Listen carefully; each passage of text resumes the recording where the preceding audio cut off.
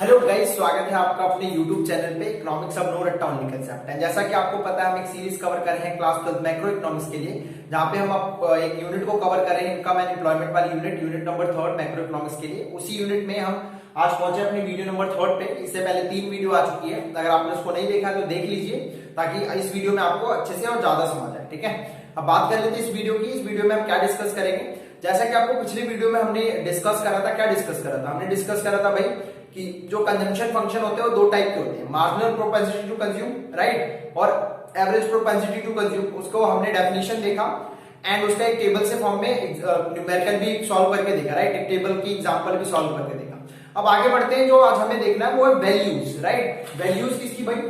Values है APC और MPC, average propensity to consume और मार्जिनल प्रोपेंसिटी टू कंज्यूम। अगर आप टेबल को ध्यान से देखेंगे ना तो उसमें वैल्यूज बहुत सारी होगी, एपीसी और एमपीसी। अच्छा, इसलिए इसको हमें समझना है। अब बहुत सारे बच्चे रट लेते हैं इसको कि ये होती है ये नहीं होती है, बट इसको मैंने अलग से इसलिए वीडियो बनाया 10 से 15 मिनट की वीडियो, कि ताकि आपको कोई चीज रटनी न पड़े। एग्जाम में जो 95 प्लस के जो क्वेश्चन आते हैं ना, एक दो ट्रिकी वाले क्वेश्चन, वो इस टाइप के क्वेश्चन से बन के आते हैं। तो इसको समझना आपको बहुत जरूरी है, नहीं तो फिर आप 90 ले आओगे, 95 को 100 के करीब नहीं पहुंच पाओगे। मेरा टारगेट तो 100 आउट ऑफ 100 है, राइट। तो इसलिए सारी चीजों को डिस्कस करें, एक भी चीज नहीं छोड़ेंगे भाई, ठीक है। अब इस क्या है कि देखो, average propensity to consume, marginal propensity to consume, ये कंजम्पशन फंक्शन से रिलेटेड है। सेम यही फंडा, फिर ये वीडियो खत्म होगी, इसके बाद नेक्स्ट जो वीडियो आएगी वीडियो नंबर 5, उसमें हम देखेंगे सेविंग फंक्शन के बारे में। सेविंग फंक्शन को समझेंगे, सेविंग फंक्शन के दो टाइप देखेंगे, average propensity to saving, marginal propensity to saving. फिर सेविंग के न्यूमेरिकल एग्जांपल टेबल से देखेंगे, और फिर सेम वैल्यूज किसके साथ देखेंगे, और आगे इनके रिलेशनशिप है, आगे इनका यूज होगा न्यूमेरिकल के लिए। इसको डिटेल में समझना है।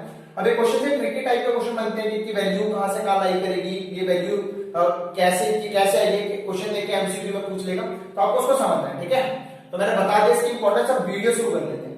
तो भाई देखो, एपीसी का फॉर्मूला जैसे हमने पता करा क्या होता है भाई, एवरेज प्रोपेंसिटी टू कंज्यूम का फॉर्मूला होता है सी अपॉन वाई। बात सही है ना? क्या पढ़ा था हमने? रेशियो होता है कंजम्पशन और इनकम का, यानी ईच एंड एवरी यूनिट पे जो आपकी इनकम होगी, एवरी पॉइंट पे जो आपकी इनकम होगी, इसके रिस्पेक्ट में आप कितना कंजम्पशन करते हैं, उसका रेशियो बताता है मुझे एवरेज प्रोपेंसिटी टू कंज्यूम। बात सही है, ठीक है। एमपीसी क्या बताया भाई? मार्जिनल प्रोपेंसिटी टू कंज्यूम क्या है कि जब आपकी इनकम चेंज होगी, इनकम चेंज होने के रिस्पेक्ट में आपका कंजम्पशन कितना चेंज होता है। कहने का मतलब आपकी इनकम 100 थी, अब 200 हो गई, तो 100 से 200 में इनकम का चेंज है 100 रुपए, तो आपका कंजम्पशन 100 पे कुछ करते हुए 200 जब रुपए थे जब भी कुछ कंजम्पशन करते होंगे, तो जब 100 रुपए का इनकम का चेंज आया तो कंजम्पशन का कितना चेंज आया, वो रेट, वो फ्रैक्शन, वो रेशियो कौन बताता भाई? वो बताता हमें मार्जिनल प्रोपेंसिटी टू कंज्यूम। ये फॉर्मूला ध्यान रखेंगे और सारी चीजें क्लियर हो जाएगी, ठीक है। अब देखो, इनकी वैल्यू ना 4 वैल्यू पॉसिबल है, 4 वैल्यू यहां भी और 4 वैल्यू वहां भी, बट इसमें हमें देखना है कि कौन सी वैल्यू लाई करेगी, मतलब किसमें एपीसी 1 हो सकता है या नहीं होगा, एपीसी 0 होगा कि नहीं होगा। अब देखेंगे 4 के अलावा कोई वैल्यू बची क्या? नहीं, या तो 0 हो सकता है या तो 1 हो सकता है।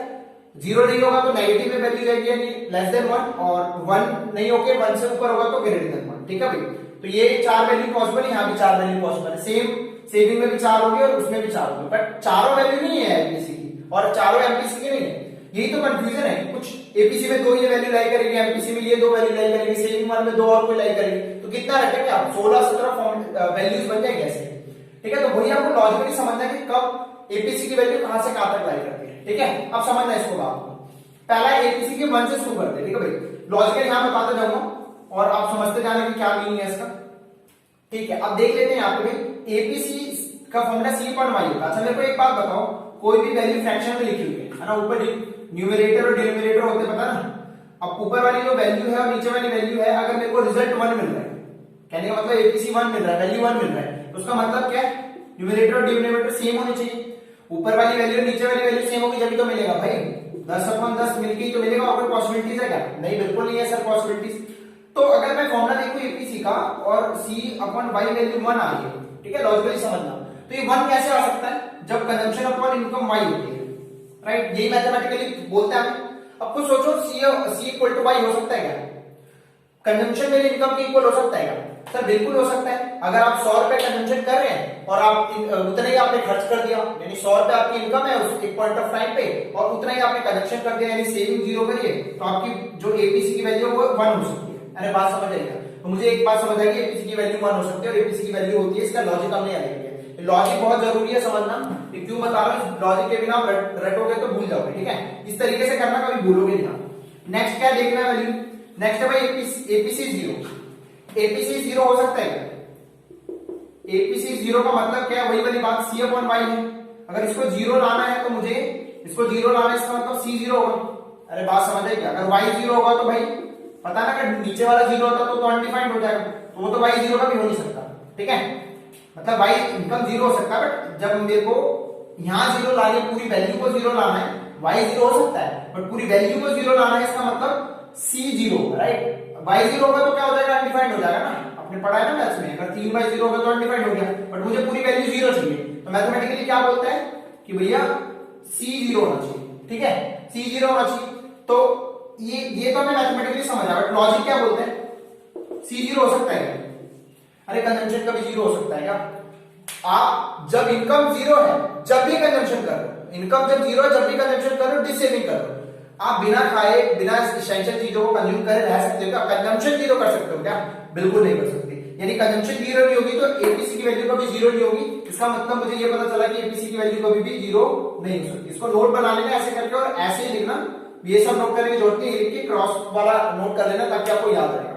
अरे बात समझ आई क्या? एपीसी की वैल्यू 1 हो सकती है, एपीसी की वैल्यू 0 हो सकती है। मैंने भी कभी याद नहीं करा ये वैल्यू, ना मुझे याद होगी, मैं तो लॉजिक के पीछे जाता हूँ, मेरे को लॉजिक से 2 मिनट में ये चीज कर लेता हूँ, पता चल जाती है। आप याद करोगे फिर भूल जाओगे, कोई मेन इसका मकसद नहीं बनता ना। एपीसी की वैल्यू 1 चाहिए, एपीसी ग्रेटर देन 1। हम देख रहे हैं ये करके कि हो सकता है कि नहीं हो सकता, हो सकता है मैथमेटिकली, फिर लॉजिक देख लेंगे। भाई एपीसी ग्रेटर देन 1 इसका मतलब सी अपॉन वाई। अच्छा, मैथमेटिक्स क्या बोलता है? अगर ग्रेटर देन 1 है तो ऊपर वाली जो वैल्यू है वो ज्यादा होनी चाहिए नीचे वाले से। अरे बात समझ आई क्या? भाई 10/5 होगा, यानी ऊपर वाला ज्यादा बड़ा है नीचे वाले से, यानी वैल्यू आएगी 2, इसका मतलब ग्रेटर देन 1 होगा। ठीक है, तो ग्रेटर देन 1 एपीसी हो सकता है। तो इसका लॉजिक देखो भाई, कंजम्पशन ज्यादा इनकम कम है, कंजम्पशन ज्यादा इनकम कम है, यानी अगर मैं कमा रहा हूं 100 रुपए और मैं कंजम्पशन 200 कर रहा हूं, पॉसिबल है क्या? सोचो लॉजिकली, यस पॉसिबल है। अगर मेरी इनकम 100 है, मैं कंजम्पशन 200 कर सकता हूं। इस केस में क्या होता है? डिसेविंग होता है। अरे पढ़ा है ना आपने टेबल में, यानी मतलब आपकी इनकम 100 रुपए और कंजम्पशन आपने 200 रुपए का कर दिया। 200 करने का मतलब है कि इनकम तो 100 ही रुपए बची, तो 100 रुपए का आप कहीं से सेविंग जुगाड़ करके लेके आओगे, अपने पैसे निकालोगे, तो हो सकता है, क्योंकि इनकम धीरे धीरे बढ़ना चालू होती है और इनकम कम पे भी हम कंजम्पशन ज्यादा कर रख सकते हैं, तो ये पॉसिबल है, यानी एपीसी की वैल्यू ग्रेटर देन 1 हो सकती है। बात समझ आएगा? अब लास्ट देख लेते हैं, एपीसी की वैल्यू लेस देन 1 हो सकती है। इसको उल्टा कर दो, एपीसी की वैल्यू लेस देन का मतलब क्या? नीचे वाली वैल्यू ज्यादा होनी चाहिए, नीचे वाली वैल्यू ज्यादा होनी चाहिए। इसका मतलब क्या है? ऊपर मान लो 10 है तो नीचे 20 है, तो ये आ जाएगा 0.5। ठीक है, अब लॉजिकली सोच के देखो, आपकी इनकम ज्यादा है, कंजम्पशन कम है। इनकम ज्यादा है, कंजम्पशन है आपकी 50, भाई कंजम्पशन 50 से कम ज्यादा, ये सोच रहे हो सकता है? ये लॉजिकल है कि नहीं? पहले वाली बात सोच के बताओ मुझे। यस, बिल्कुल लॉजिकल है। कैसे पता चला? सर देखो ना, जैसे जैसे इनकम बढ़ेगी वैसे वैसे कंजम्पशन भी बढ़ेगा, बट एक टाइम आता है कि इनकम ज्यादा हो जाती है, कंजम्पशन कम हो जाता है। अरे ये पढ़ा था ना, इनकम 0, 100, 200, 300, 400, 500, कंजम्पशन भी बढ़ता रहता है, 40, फिर 120, 200, तो धीरे धीरे कंजम्पशन, इनकम बढ़ेगी, कंजम्पशन भी बढ़ेगा, बट ऐसे ऐसा पॉइंट आने लग जाएगा, पॉसिबली पॉइंट ऐसा आएगा कि भाई कंजम्पशन जो है वो कम हो जाती है इनकम से। हो सकता है ना, अच्छा मान लो मैं 100 रुपए कमा रहा हूँ, जो जनरली कंडीशन है, सबके घर में 1000 रुपए कमा रहा है, कोई भी बंदा 10,000 रुपए कमा रहा है, तो 9,000 खर्च कर रहा है, 1,000 बचा लेगा, तो ये वाली पॉसिबल वैल्यू है, और इसका मतलब एपीसी की वैल्यू लेस देन 1 भी हो सकती है। बात समझ आई क्या? तो ये हमें समझ आ गया, एपीसी की वैल्यू 0 हो सकती है, एपीसी की वैल्यू 1 हो सकती है, एपीसी की वैल्यू ग्रेटर देन 1 हो सकती है, एपीसी की वैल्यू लेस देन 1 हो सकती है, एपीसी की वैल्यू 0 नहीं हो सकती है। ठीक है, एपीसी की वैल्यू 0 नहीं हो सकती है। तो ये था हमारा एपीसी के केस में। नाउ अब देख लेते हैं मार्जिनल प्रोपेंसिटी कंजम्पशन के केस में की वैल्यूज कहां से कहां तक वैरी करती है। ठीक है, सो नाउ अब बात कर लेते हैं एमपीसी के बारे में। एमपीसी की वैल्यूज को देख लेते हैं। तो एमपीसी की 4 पॉसिबल वैल्यूज है, या तो 1, या तो 0 हो सकता है, या तो ग्रेटर देन 1, या तो लेस देन 1, पर चारों पॉसिबल एमपीसी के केस में है कि नहीं वो हम चेक करेंगे, वही हम देखेंगे। यहां हमने देख लिया, ठीक है, ध्यान रखना भाई 3 वैल्यू पॉसिबल है। अभी रटो मत, बस इसका लॉजिक ध्यान रखो, एपीसी 0 नहीं हो सकता। अब चेक कर लेते हैं एमपीसी को 1 हो सकता है कि नहीं। पहले मीनिंग द्वारा से समझो भाई, एमपीसी का क्या मतलब होता है। इनकम के चेंज होने की वजह से आपके कंजम्पशन में कितना चेंज आता है वो बताता है एमपीसी। क्लियर हो गई बात? अब समझना, मैं एक यहाँ पे एग्जांपल लिख देता हूं ताकि कंफ्यूजन हो आपको। ठीक है, लेट्स से आपकी इनकम जो थी पहले था 100 रुपए, ठीक है, इजी ले लेते हैं। इनकम हो गया 200 रुपए। मुझे बताओ चेंज इन इनकम कितना है? y2 माइनस y1 करते हो क्या? यस, y2 माइनस y1 करोगे तो आ जाएगा 200 माइनस 100, 100। ठीक है, प्लस में आएगा इनकम, ये बात समझ आ गई। यहाँ पे कुछ कंजम्पशन करते होगे, सर कंजम्पशन करते होंगे, लेट्स से मैंने बोल दिया 50, इनकम बढ़ी है तो कंजम्पशन भी बढ़ाओगे, ठीक है बढ़ा दिया 100, तो चेंज इन कंजम्पशन कितना आ रहा है सर 50 का। बात समझ रहे, ठीक है। अब आ दो यहाँ पे ये पॉइंट समझने के बाद एमपीसी की वैल्यू 1 चाहिए, यानी एमपीसी का फॉर्मूला होता है delta C upon delta Y. अगर एमपीसी की वैल्यू 1 चाहिए तो delta C upon delta Y equal होना चाहिए। बात सही है, delta C upon delta Y equal होना चाहिए। तो ये पॉसिबल है क्या, मेरी इनकम चेंज हो रही है, राइट, मेरी इनकम चेंज हो रही है उतना ही मेरा कंजम्पशन चेंज हो रहा है, ऐसा पॉसिबल है? सोच के देखो, मेरा जितना इनकम चेंज हो रहा है उतना कंजम्पशन पॉसिबल है, यानी का मतलब मेरी इनकम 100 से 200 चेंज हुई तो मेरा कंजम्पशन भी, अभी तो मैंने यहाँ पे एग्जांपल में 50 से 100 लिया, ऐसा हो सकता है कि मेरा कंजम्पशन भी 100 से चेंज हो जाए? यस, बिल्कुल पॉसिबल है, लॉजिकल। कैसे समझो इस चीज को आप, भाई आपकी इनकम ना, लेट्स से आप नॉर्मली 10,000 रुपए कमा रहे थे, ठीक है, 10,000 रुपए कमा रहे थे और वहां पे आप 100 रुपए का खर्चा कर रहे थे, आप चल कम बता दिया मैंने, 1,000 का खर्चा कर रहे थे, 10,000 रुपए कमा रहे थे, 1,000 का खर्चा कर रहे थे, 9,000 बचा रहे थे, ठीक है। 10,000 से 5,000 रुपए आपकी बड़ी इनकम, 10,000 से 5,000 रुपए बड़ी इनकम, तो आपने ना अपना खर्चा क्या कर दिया, 1,000 से 6,000 कर दिया। अरे 10,000 से 5,000 इनकम बढ़ी तो आपने 1,000 से 6,000 खर्चा कर दिया, 5,000 का इनकम चेंज है, 5,000 का कंजम्पशन चेंज है, पॉसिबल है कि नहीं? ये बिल्कुल पॉसिबल है। तो ये लॉजिकल, इसका मतलब क्या समझ आया कि एमपीसी 1 हो सकता है। अरे क्लियर हुई क्या बात, जितने से आपका कंजम्पशन चेंज, जितने से आपकी इनकम चेंज हो रही है उतने से इनकम कंजम्पशन भी चेंज हो सकती है, ठीक है। मतलब एक बार और बोल देता हूं, थोड़ा कंफ्यूजन होता है। मान लो आपकी पॉकेट मनी वाला एग्जांपल मान लो कि भाई आपकी इनकम, आपकी पॉकेट मनी बढ़ गई, पॉकेट मनी 100 से बढ़ गई और आपने कंजम्पशन भी 100 से बढ़ा दी, जितने से इनकम बढ़ी उतने से बढ़ा दी, इसमें क्या दिक्कत है, पॉसिबल है, ठीक है भाई। एमपीसी की वैल्यू 1 है ना, एमपीसी 0 हो सकता है क्या, वही वाली बात, एमपीसी 0 होने के लिए इस केस में मुझे क्या चाहिए भाई, सी 0 चाहिए, है ना। तो कंजम्पशन, चेंज इन कंजम्पशन 0 हो सकता है क्या, ये सोच सकता है, लॉजिकली सोचो आप। कंजम्पशन 0 नहीं बोल रहा है, कंजम्पशन 0 तो कभी होगा नहीं, चेंज इन कंजम्पशन 0 हो सकता है क्या।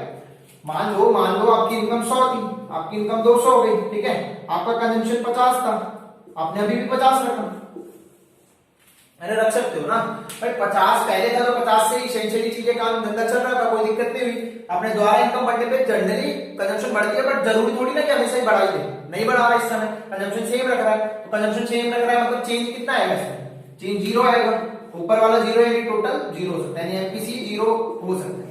अरे बात समझ आई क्या, यानी एमपीसी 0 हो सकता है, ये पॉसिबल है लॉजिकली। कैसे समझाया, द्वारा से देखो, मैं अगर मेरी इनकम में चेंज आ रहा है, मेरे इनकम में चेंज आ रहा है, लेट्स से आप नॉर्मली काम करते कहीं पे आपकी इनकम सैलरी बढ़ गई, ठीक है, बट आपने सोचा यार अभी इनकम सैलरी बढ़ गई और आपका कुछ कंजम्पशन होता होगा, इनकम सैलरी बढ़ने से आप, एक तो पॉसिबिलिटी है कि आप कंजम्पशन बढ़ा दोगे, पार्टी वार्टी करोगे और मजे लोगे, दूसरा आपने सोचा यार नहीं इस साल का कंजम्पशन नहीं बढ़ाता हूँ, और जितना पहले कर रहा था मेरा तो काम चल रहा था, जैसा मैं कंजम्पशन कर रहा था अभी भी वही रखता हूँ, बाकी वो पैसे को बचा के बाद में यूज कर लूंगा, कभी काम आएगा। तो ऐसा पॉसिबल है ना कि आपकी इनकम बढ़ने से आप कंजम्पशन को कुछ ना बढ़ाओ, जो पहले वाला था वैसे ही रखो, राइट, तो वही केस है, ठीक है। तो MPC can be 0 as well, MPC 1 भी हो सकता है, एमपीसी 0 भी हो सकता है। आगे भाई एमपीसी ग्रेटर देन 1 हो सकता है क्या, मैं इसको रफ करता हूं थोड़ा, एमपीसी ग्रेटर देन 1 हो सकता है क्या, सोचो, एमपीसी ग्रेटर देन होने का मतलब क्या समझ आ रहा है, ऊपर वाला भगवान नहीं, डेल्टा सी ज्यादा होना चाहिए डेल्टा वाई से, है ना। तो अगर ऐसा होगा तो एमपीसी ग्रेटर देन 1 हो जाएगा। तो ऐसा हो सकता है क्या, सोचो, आपकी इनकम बढ़ी 100 से, आपकी इनकम चेंज हुई 100 रुपए से, चेंज आपने कंजम्पशन 1500 से बढ़ा दी, अरे ऐसा कैसे हो गया भाई, 100 से बढ़ी है तो सॉरी 150 से बढ़ा दी, 100 से बढ़ी है तो 150 से कंजम्पशन बढ़ा दी, 50 रुपए कहां से लाओगे, चेंज को 100 से ज्यादा कैसे कर सकते हो, तो इसका मतलब ये पॉसिबल ही नहीं है। कहने का मतलब आपकी पॉकेट मनी 100 थी, ठीक है, आपकी पॉकेट मनी बढ़ाई 100 से 200 हो गई, चेंज आया तो आपकी पॉकेट मनी 100 रुपए का, तो आप खर्चा जो चेंज करने जाओगे वो मैक्सिमम कितना खर्चा कर पाओगे, चेंज वाला खर्चा, चेंज मैक्सिमम तो 200 का खर्चा कर दोगे, चेंज कितना खर्चा कर सकते हो, जब 100 से 200 आपकी पॉकेट मनी, 100 रुपए का तो चेंज है आपकी इनकम में, उतना ही तो खर्चा चेंज कर सकते हो, उससे ज्यादा कैसे कर लोगे चेंज अपने जो कंजम्पशन है। बात समझ आएगा, तो एमपीसी ग्रेटर देन 1 नहीं हो सकता है, ठीक है भाई। एमपीसी लेस देन 1 हो सकता है क्या, एमपीसी लेस देन का मतलब समझ आ रहा है क्या, कि ये होगा ऐसा, यानी इनकम में चेंज ज्यादा, कंजम्पशन में चेंज कम है, पॉसिबल है, राइट। मतलब भाई इनकम में मेरी 100 का चेंज है, मैंने कंजम्पशन 50 ही चेंज करा, मेरी इनकम में 100 का चेंज आया, मैंने कंजम्पशन 50 से चेंज करा, तो 50 रुपए बच रहे, इसका मतलब ये वाला ज्यादा ये वाला कम है, तो इस केस में एमपीसी लेस देन 1 हो सकता है, ठीक है। अच्छा लेस देन होगा तो कितना, भाई लेस देन होने का मतलब ये नहीं नेगेटिव में चल जाए, राइट, लेस देन होने का मतलब नेगेटिव में नहीं जाएगा, इसका मतलब ये कि लेस देन 1 हो रहा है, इसका मतलब है कि ये देखो 0 है तो 0 से पीछे जाएगा तो लेस देन हो जाएगा, इसका मतलब ये कि 0 और 1 के बीच, 0 और 1 के बीच में, ठीक है, या तो 0 हो जाए या तो 1 हो जाए, या 0 और 1 के बीच में, यानी 1 से लेस देन और 0 से बड़ा होना चाहिए। इसका मतलब ये नेगेटिव में क्यों नहीं हो सकता, क्योंकि कंजम्पशन कभी नेगेटिव में जाएगी, इनकम कभी नेगेटिव में जाएगी, ठीक है, पॉसिबल है इनकम और कंजम्पशन नेगेटिव में चल जाए, नहीं। तो ये 4 वैल्यू है, एमपीसी 1 हो सकता है, 0 हो सकता है, ग्रेटर देन 1 नहीं होगा, लेस देन 1 होगा। इसका मतलब कंक्लूजन लिखना है कि एमपीसी 0 और 1 के बीच में हो सकता है, ठीक है। और एक और क्वेश्चन और बनता है एमपीसी के केस में कि जो एमपीसी है ना, वो जो रिच लोग हैं उनकी एमपीसी कम होती है देन पुअर पीपल, समझना है इसको, या ऐसे भी समझो, जो पुअर कंट्री की एमपीसी होती है और जो रिच कंट्री की एमपीसी होती है, पुअर कंट्री की एमपीसी ज्यादा होती है, रिच कंट्री की एमपीसी कम होती है। 1 मार्क्स से 3 मार्क्स में क्वेश्चन आया हुआ है। तो सोचो, जो पुअर पीपल है उनकी एमपीसी ज्यादा हो रही है, या पुअर कंट्री की एमपीसी ज्यादा हो रही है, और जो रिच है उनकी एमपीसी कम है। ऐसा क्यों हो रहा है? यस, बहुत इजी है। देखो, जैसे जैसे आपकी इनकम बढ़ती है वैसे वैसे आप कंजम्पशन बढ़ाते हैं, जैसे जैसे आप इनकम बढ़ती है वैसे वैसे आप कंजम्पशन बढ़ाते हैं, और साथ में आप सेविंग भी करना चालू करते हैं, बहुत ऑब्वियस है। यस, पर जो पुअर पीपल है वो जैसे जैसे इनकम बढ़ेगी वो कंजम्पशन ज्यादा बढ़ाएंगे, सेविंग कम करेंगे। क्यों? क्योंकि वो पुअर है, उन्होंने अभी क्वालिटी लाइफ स्पेंड नहीं करी है, वो बहुत सारी चीजों को एक्सप्लोर करेंगे, ज्यादा कंजम्पशन करेंगे, उनकी इनकम बढ़ने से कंजम्पशन ज्यादा होगी। यानी जो चेंज इन सी है और चेंज इन वाई के केस में सी ज्यादा हो जाएगा इनकम चेंज होने से। बट रिच वाले लोग जो है उनके पास सारी चीजें हैं, गाड़ी बंगला, ये शोहरत, सेविंग वेविंग बहुत बढ़िया तरीके से अच्छी क्वालिटी लाइफ स्पेंड कर रहे हैं। तो जैसे इनकम चेंज होगी वैसे वो उतना ज्यादा कंजम्पशन को नहीं चेंज करेंगे, थोड़ा सा चेंज करेंगे और सेविंग पे ज्यादा फोकस करेंगे। तो इसीलिए पुअर और रिच के केस में याद रखना, पुअर कंट्री या पुअर पीपल या पुअर इकोनॉमी के केस में एमपीसी ज्यादा होता है, रीजन मैंने बता दिया, और रिच के केस में एमपीसी कम होता है। तो आज हमने वैल्यू देखी, होपफुली आपको सारी चीजें अच्छे से समझ आ गई होगी, राइट। कोई डाउट है तो आप मुझे कमेंट करके पूछ सकते हैं और क्लियर होगा सब चीज होपफुली। तो इतना ही रखते हैं इस वीडियो के लिए। एंड पता नहीं मुझे कितनी लंबी वीडियो बनी है, छोटी बनी है, मैंने अलग से इसलिए रखा ताकि आपको कोई डाउट ना रहे। सो मिलते हैं नेक्स्ट वीडियो में, till then have a great day, thank you very much.